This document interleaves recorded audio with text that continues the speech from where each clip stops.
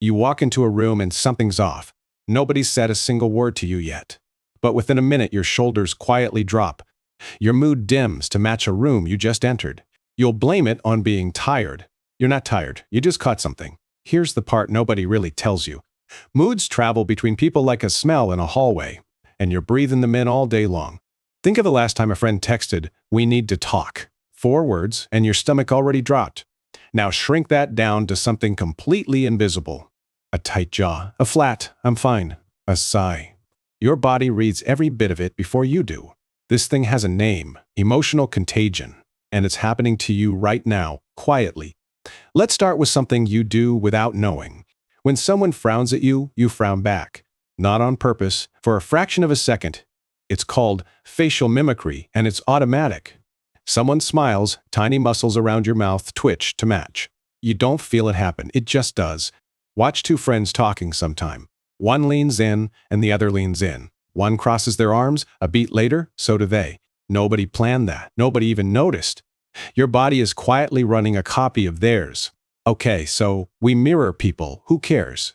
Here's where it starts to get strange. Your face doesn't just show your feelings. Your face partly tells your brain what to feel. Hold a small frown for 30 seconds. A low mood starts leaking in behind it. So follow the chain all the way through. Someone standing near you is quietly anxious. Your face copies their tension without asking you.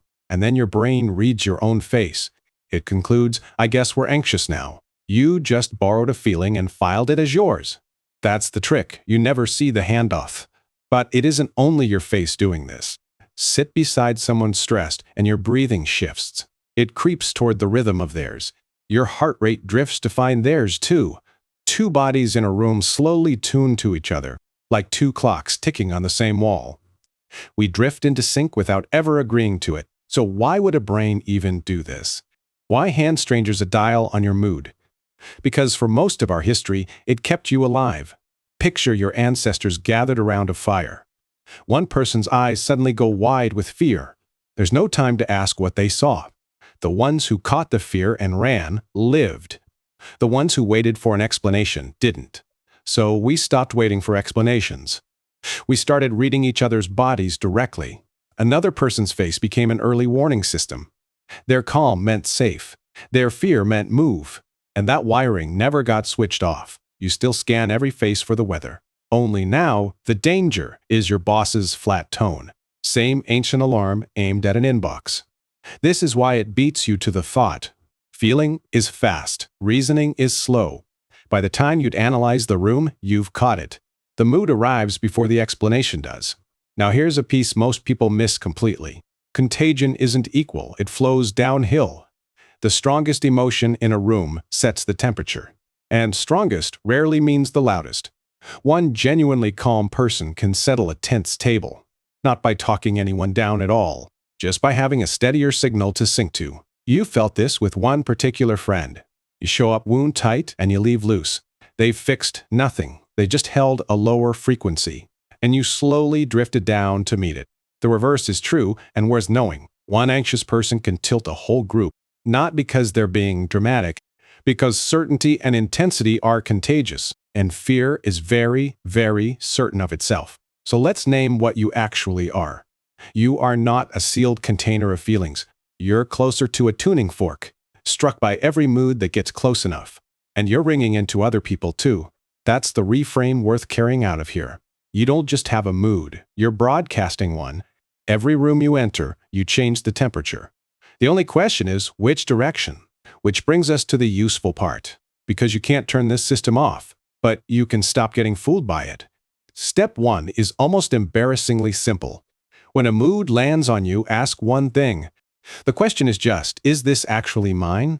That tiny pause honestly sounds like nothing, but that pause is the whole game. Because the trick only works while it's invisible. The second you name it, its grip loosens. Oh, I'm not upset. I walked into upset. Suddenly, it's weather, not a verdict on your life. You can stand in weather without becoming it. Step 2 flips the whole thing around. You've been picturing yourself as the receiver. But remember, the signal runs both ways. You are also the strongest emotion in someone's room. Your kid reads your face at breakfast. Your partner catches your sigh from across the kitchen.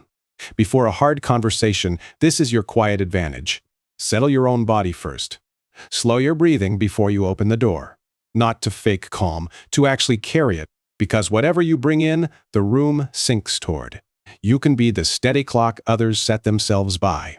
So here's the whole thing in one line. Moods are less like possessions and more like drafts. They move through open doors, and everyone leaves them open. If this reframed a few of your worst moods, subscribe. The next one takes this idea even further. Tomorrow, walk into one room and just watch. Notice the mood before anyone speaks. Notice your own face starting to agree with it. Then ask quietly, is this actually mine? That question is where the room stops running you.